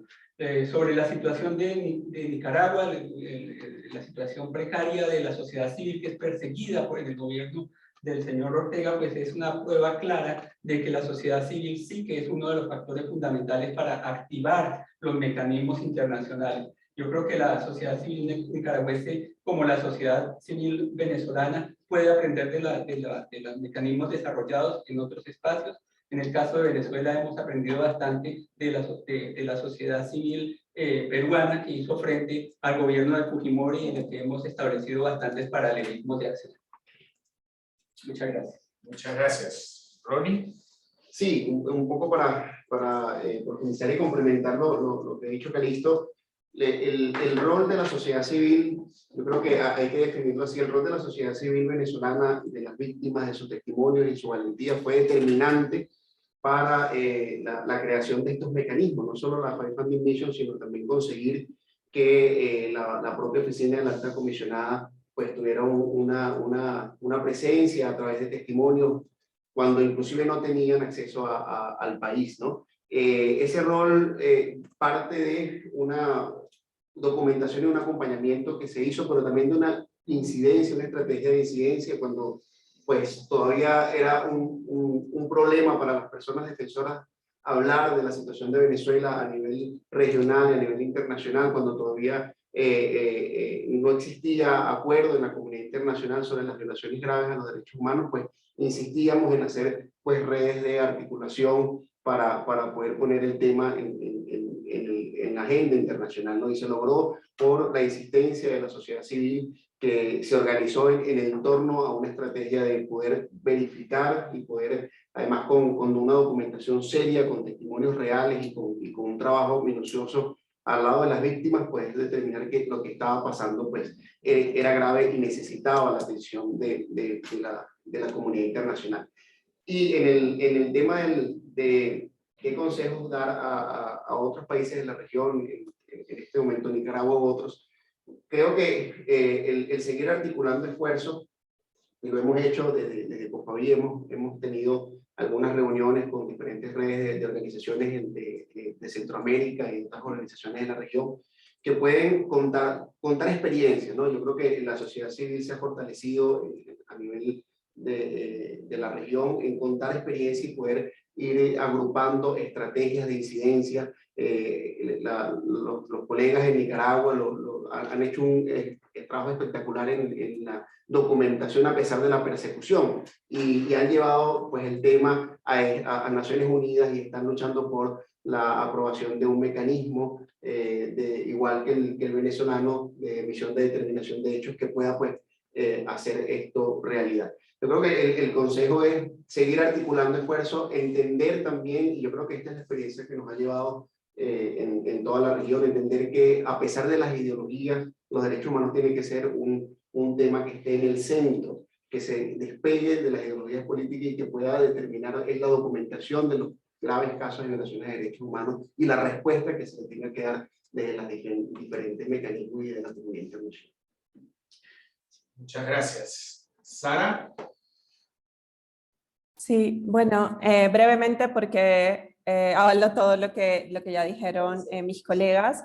Con respecto al rol de la sociedad civil, yo creo que en Venezuela un punto importante ha sido que, porque la misión no ha tenido acceso al terreno, por la falta de cooperación estatal, las organizaciones que están allí se vuelven fundamentales para el tema de documentación, de mantener la actualización de qué está pasando en el momento y de entendimiento de cómo va cambiando la situación o cómo el Estado va ajustando su estrategia para continuar los patrones de persecución a lo interior y la violación de derechos humanos. Entonces yo creo que eso le ha dado incluso un rol más preponderante a la sociedad civil venezolana por la falta de acceso al terreno.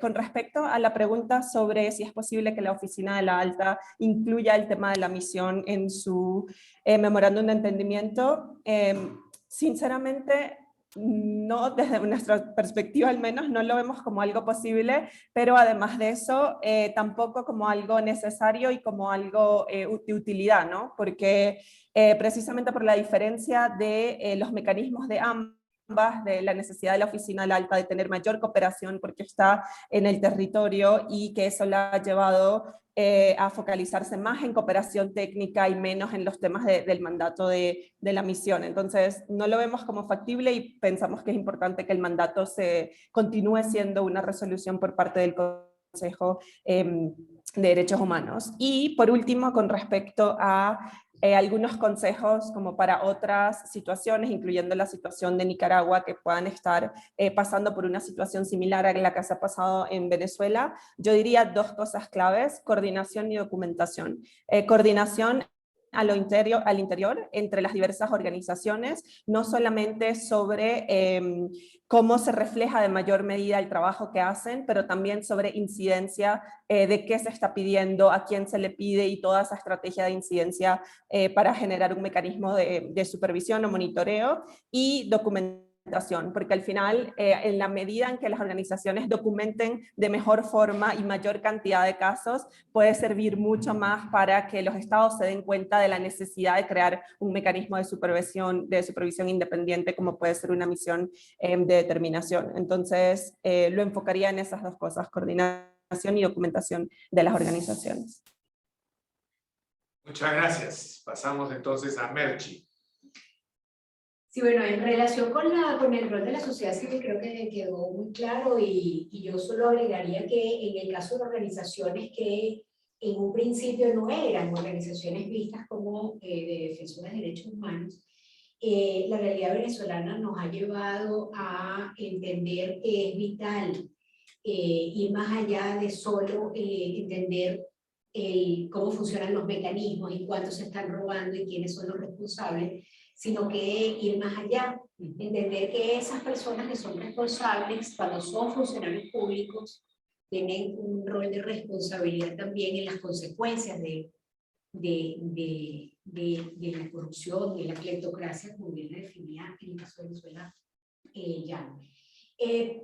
Nosotros empezamos desde hace muchísimos años a tener relación con las organizaciones de derechos humanos, y no es la práctica común en las organizaciones que trabajamos en lucha contra la corrupción. Tenemos tantos años trabajando que participamos ya de las mismas redes, participamos de los mismos eventos, hacemos informes conjuntos, etc. Pero en particular, una cosa que nos sirvió muchísimo fue ir al fondo y entender de dónde venían, cuál era la razón de la violación de derechos humanos, un poco hasta psicológica la cosa, ¿no? Y el entender que en Venezuela se creó, se formó, se instauró este patrón de gran corrupción que tiene un alcance extraordinario, no conocido ni en América ni en el mundo, donde ya hay 115 casos, llegamos a 115 casos que están procesando los sistemas de justicia de 21 países. O sea, ya no es solamente periodismo de investigación o trabajo de organizaciones de la sociedad civil, sino sistemas de justicia de 21 países tienen abiertos y están procesando 115 casos en donde están involucrados los responsables del alto gobierno por casos diferentes, pero que ni de lejos están atendiendo todos los casos de corrupción que conocemos en Venezuela. Ese trabajo creo que es fundamental y hay que hacerlo con seriedad. Y con seriedad quiero decir aceptar lo que nos dice gente como Jan, que no basta el tener claro el caso de corrupción, sino que hay que bajarlo a entender el papel de las víctimas y las consecuencias de las víctimas. Y llegar allí no es fácil, tampoco para las organizaciones de derechos humanos, tampoco les es fácil porque las organizaciones de derechos humanos ven a la víctima, pero entonces no tienen claro de dónde sale, por qué se produce esa violación, dónde está el kit que mueve la acción, ¿no? Y en eso además otro tema importante, si me permiten un minuto más, quiero insistir en el tema de la narrativa que ha creado el gobierno venezolano desde hace muchísimos años, pero que con mucha eficiencia lo viene aplicando, con un patrón de desinformación y una estrategia y todo un equipo de guerreros del teclado y de estructura de desinformación que ha permitido poner en la mente de muchos venezolanos y de aliados del gobierno afuera, que son las sanciones las responsables de todo. Cuando las sanciones llegaron después de que todo estaba, la crisis se había instalado, de que los casos de corrupción existían, de que el patrón de crear corrupción estaba instaladísimo en forma sistemática y generalizada, y que la mayoría de las sanciones además tienen que ver con sanciones personales a responsables de violación de derechos humanos en casos de corrupción y narcotráfico. Entonces creo que esos temas son los que desde nuestro espacio pudiéramos agregar para la discusión, la conversación y la investigación. Gracias, Merchi. ¿Jan? Sí, muy rápido en cuanto a la primera pregunta de mezclar el MOU con la Fact Finding Mission. Acá sería como mezclar como manzanas con peras, ¿no? Si bien se hizo esa mezcla entre manzanas y peras, y eso sí bajo la agenda item 4 en las dos resoluciones de la sesión 42 y 45, lo que se dio a la alta comisionada es como un papel de enhanced reporting, pero que difiere dos párrafos después de lo que sería la investigation de la fact-finding mission. Eso está ya en la raíz de la fact-finding mission, que hay como ese doble rol. Por un lado está WACNUD, hace cooperación técnica, pero también se le da el mandato de informar y de investigar, y además está la fact-finding mission. Cierto es, y eso es muy importante, por eso mencioné el antecedente de Bielorrusia, que se mantenga la independencia del mecanismo y la independencia plena, lo que de entrada excluye su participación en el MOU. Es decir, tiene un propio mandato del Consejo de Derechos Humanos, es independiente incluso del propio Consejo de Derechos Humanos. Es decir, en el fondo lo único que tiene es un deber de informar y nada más, y mucho menos o debería ser dependiente de la oficina del alto comisionado, porque, repito, se va a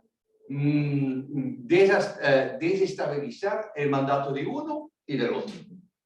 Y los dos mandatos son necesarios por todas las razones que acabamos de explicar. En cuanto al rol de la sociedad civil, quisiera como retomar un poco lo que dijo Merchi y lo que es un poco también la experiencia acumulada en América Central. Me refiero acá no solamente a Nicaragua, sino bien a Honduras y a Guatemala en particular. La capacidad de análisis e investigación viniendo de la guerra civil de los años 70, 80 y 90, que han generado las organizaciones de la sociedad civil en Guatemala, y que luego después que entendieran que el enfrentamiento no se dio solamente por razones políticas, sino más bien por los mismos motivos que acaba de explicar Merchi en Venezuela, es decir, cleptocracia requiere que sociedad civil se junte con las distintas capacidades de investigación, análisis, incluso de narrativas públicas, para en una narrativa pública poder analizar y denunciar este mecanismo. Y no basta solamente en denunciar de manera política, sino más bien penal. Es decir, lo que acaba de mencionar Merchi, tenemos más o menos 115 casos, ¿no?, a nivel internacional en materia de corrupción, que aún se quedan cortos también en el análisis, que su trasfondo es la mezcla entre torturas, desapariciones forzadas, etcétera, y los casos de corrupción que se plantean. Yo creo que, bueno, sin mencionar aquí un nombre, pero sí lo voy a mencionar porque acaba de salir en la prensa ayer el señor Pollo Carvajal, por ejemplo, es un ejemplo así casi bien ilustrativo en este sentido, en donde se encuentran esos dos aspectos en un juicio en Estados Unidos, está por extradición, a ver cuando lo extraditan, pero así me puedo imaginar a muchos otros. Gracias, Jan. Bueno, ahora sí tenemos unos minutos adicionales para una reflexión final de cada uno de los participantes. Vamos a dar 2 minutos y medio para cada uno. Y ahí también sería interesante, digamos, tomar esta pregunta que viene del público, para los que tengan información o un pronóstico, ¿cómo vislumbran la distribución de votos en el Consejo de Derechos Humanos para la renovación del mandato de la misión? ¿Qué acciones diplomáticas se han tomado a la fecha y cómo la sociedad civil puede hacer mayor incidencia para asegurar la renovación? Es decir, hay una agenda corta de aquí a septiembre. ¿Qué vislumbran ustedes que se podría hacer desde la perspectiva de cada uno de nosotros para lograr ese objetivo? Y en este caso, bueno, vamos de atrás para adelante. No sé, Jan, si tú quieres empezar. Bueno, según mi conteo, esa resolución tendría más o menos 16 votos a favor y el resto se va a tener que trabajar. ¿16 de cuántos? De 54. De 54. No, así que no es mucho, pero si uno se imagina que al principio han sido 19 votos, para el mandato, mi visión es optimista siempre y cuando, por ejemplo, los países del GRULAC, que en su momento han apoyado la creación y o la prórroga en la sesión 45, pudieran hacer un esfuerzo especial para apoyar, podríamos incluso llegar a los 19 o 20 quizás, ¿ya? Pero eso requiere realmente que la sociedad civil trabaje con las representaciones diplomáticas acá, genere presión interna también en sus países para poder llegar a esta cifra, ¿no? O sea, eso querría decir que aún cuando son 54 con un número bajo como 19 se puede lograr el resultado. Sí, se logró, el mandato fue con Con las abstenciones de los demás. Y la excepción yo creo que como 22 o algo así, pero por ahí, o sea, eso es posible. ¿Sí? O sea, no es una tarea imposible. No. Merchi. Bueno, yo sí creo que la tarea es gigantesca, aunque, claro, el panorama internacional y la política global cambia tanto que uno no sabe bien. Nosotros, la verdad, lo que esperamos es que los países de América Latina, sobre todo, los vecinos que además están sufriendo la crisis de corrupción y de violación de derechos humanos, porque son los receptores de la mayor cantidad de migrantes, que impactan de forma muy importante a los países, pues esperamos seriedad de su parte. Nosotros entendemos que hay intereses políticos en juego, pero también sabemos que los países se portan distinto en las votaciones internas en Venezuela y cuando les toca votar por temas como violación de derechos humanos. No creo que sea cómodo para países como México o Argentina decir que no están de acuerdo con la investigación de violación de derechos humanos en este escenario en Ginebra. Creo que yo creo que hay que llamar a la responsabilidad de esos países, a esos gobiernos, y los países de América Latina son los llamados a moverlo. nosotros no podemos esperar que venga de afuera del continente la preocupación, la mayor preocupación por nosotros, ¿no? Creo que ahí es la tarea que nosotros tenemos que trabajar con más ahínco. Y está interesante, la verdad, porque el domingo se juramentó Boric, el nuevo presidente, y es una esperanza para Chile quizás y para muchos países del continente, que desde el principio, desde antes de ser nombrado ya ganador, tomó distancia con Maduro y con el gobierno de Maduro y de Nicaragua. Creo que esa tercera vía, ahora se llamará de otra manera, pero bueno, que esa vía puede hacer que muchos países se sientan más cómodos al votar contra Venezuela sin perder o sin ser llamados imperialistas o de derecha. Muy bien, muchas gracias. Una pequeña aclaración, obviamente son 47 y no 54. Vengo de un pueblo. Bueno, eso lo hace más interesante todavía. Sara.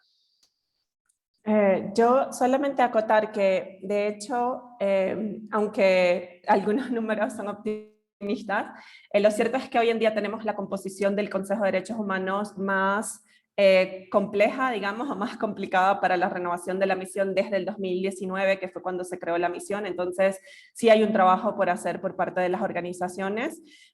Totalmente de acuerdo con lo que decía Mercedes con respecto a que la iniciativa debe venir de los países de la región, debe venir de los países latinoamericanos, porque creemos que de hecho una de las fortalezas de la misión desde su inicio ha sido que las iniciativas venían del grupo de la GRULAC y de los países de la región. Entonces eso es importante continuarlo para esta.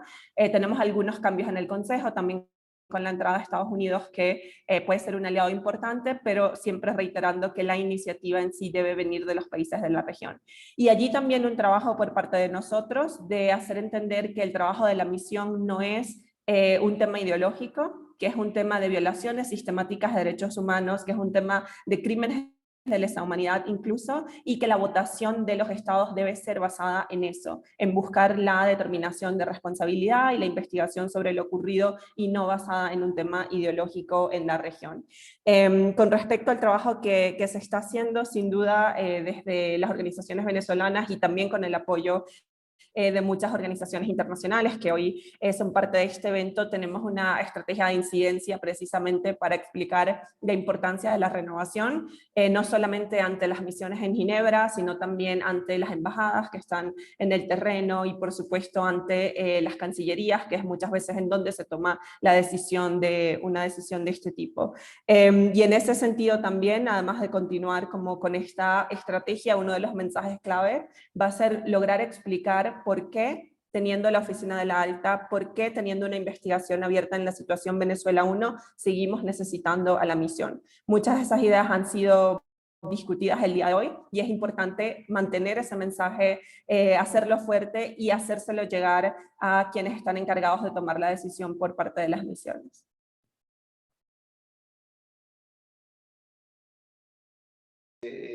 Complementar lo que han dicho, estoy totalmente de acuerdo con lo que han dicho los compañeros y compañeras. Nosotros creemos que es importantísimo que los mecanismos que están activos en la situación de Venezuela para la documentación y el acompañamiento sigan activos. La misión cumple ahora un rol fundamental frente a esta nueva etapa. Lamentablemente somos el primer país en tener un caso de investigación ante un organismo como la Corte Penal Internacional, y hay que aprovechar en ese sentido la expertise y la experiencia que tienen expertos como los de la misión de determinación de los hechos, ¿no? Yo creo que la tarea se está haciendo y es importante, y gracias a este espacio de DPLF y WOLA y la OMCT que han dado un espacio para seguir hablando sobre este tema, es lo que hay que ir siguiendo, ¿no? El EPU en enero nos dejó una cantidad de estados que hicieron recomendaciones directas a Venezuela. Muchas de esas recomendaciones creo que hay que retomarlas y hablar con las misiones de los diferentes países, porque muchas de esas recomendaciones fueron dirigidas a renovar los mandatos de la misión de determinación de hechos y los mandatos de la oficina de la alta comisionada. Creo que hay que afianzar en seguir conversando y hacer el papel de a poco, ¿no? De seguir incidiendo en la política exterior de diferentes países. Estoy totalmente de acuerdo con que se debe fortalecer esta iniciativa. Creo que Uruguay, Chile, Argentina y otros países han sido bastante fuertes con Venezuela a la hora de preguntarles que se explique la situación de derechos humanos, en particular de ejecuciones extrajudiciales y tortura que se mantienen pues, en impunidad. Y bueno, por último, creo que hay que seguir con este esfuerzo de aquí, bueno, ya empezamos, pero hay que seguir todos estos meses para alcanzar más de los 16 votos, más de los 19, ojalá los que más se puedan para poder hacer esta renovación posible. Muchas gracias. Y cerramos con quien iniciamos, Calixto. Bueno, sí, yo creo, comparto absolutamente los análisis de mi colega. Yo creo que de todas formas hay que decir que la incertidumbre es bilateral, no solamente del lado de las organizaciones de la sociedad civil, sino del mismo Estado. Yo creo que un elemento indicador de esa incertidumbre es el cambio de postura en la votación sobre la resolución en el tema de Ucrania y la abstención de Venezuela en una ruptura con su lógica de trabajo de los últimos meses hacia el Consejo de Derechos Humanos. Entonces yo creo que ahí también hay una gran incertidumbre de aquí a septiembre de si lograría o no bloquear la resolución que eventualmente extienda el mandato de la Misión de Determinación de Hechos. Y yo creo que esa incertidumbre debe agobiar también al resto de aliados del gobierno del señor Maduro, en particular los que se aglutinan en el llamado Grupo de Amigos de Defensa de la Carta de las Naciones Unidas, que es un nombre eufemístico cuya única validez es la primera parte, son un grupo de amigos, pero que sean de defensa de la Carta de las Naciones Unidas, pues lo tendrán que demostrar, ¿no? Y de todas formas, esos aliados son aliados de dudosa ortografía en términos de derechos humanos, como Argelia, Angola, Belarus, Bolivia, Camboya, China, Corea del Norte, Cuba, Guinea Ecuatorial, Eritrea, Irán, Laos, Nicaragua, Palestina, Rusia, San Vicente y Granadinas, Siria y el último miembro honorario de Zimbabue, cuya vocación de respeto a los derechos humanos también es bastante dudosa. Así que creo que es una situación que requiere mucho trabajo de aquí a septiembre, trabajo que estará siendo realizado por el gobierno del señor Maduro, pero sin duda también será realizado por las sociedades, por las organizaciones de la sociedad civil, tanto venezolanas como el resto de organizaciones con las que trabajamos a nivel internacional. Muy bien, muchísimas gracias. No solamente hemos cumplido con el tiempo asignado, sino que ha sido una mesa, creo, muy rica en experiencias, reflexiones y propuestas, que es lo más importante en esta etapa. Y por lo tanto quiero agradecer a los colegas que han estado en esta mesa, a Calixto Ávila de Provea, a Ronnie Poquier de COFAVIC, a Mercedes de Freitas de Transparencia Venezuela, Fernando Fernández, monitor de derechos humanos, a Sara Fernández de CEPAS y a Jan Michael Simon del Instituto Max Planck. Y por supuesto a las instituciones patrocinadoras del evento, que son el Centro de Derechos Civiles y Políticos, CCPR, Fundación para el Debido Proceso, DPLF, Transparencia Venezuela, COFAVIC, CEPAS, Provea, Monitor de Derechos Humanos, Washington Office on Latin America, WOLA, Robert Kennedy Human Rights, Organización Mundial contra la Tortura, OMCT, Human Rights Watch y Amnesty International, un conjunto de instituciones muy representativas de la sociedad civil en términos de defensa de los derechos humanos y lucha contra la corrupción. Y lo que queda de aquí a septiembre pues, es el despliegue de nuestros mejores esfuerzos para lograr el objetivo de la renovación del mandato y ojalá podamos articular una estrategia conjunta que rinda los mejores efectos en ese sentido. Muy buenas tardes desde Europa, desde aquí de la ciudad de Ginebra y muy buenos días para quienes están en el hemisferio sur. Gracias por su participación. Gracias, chao a todos.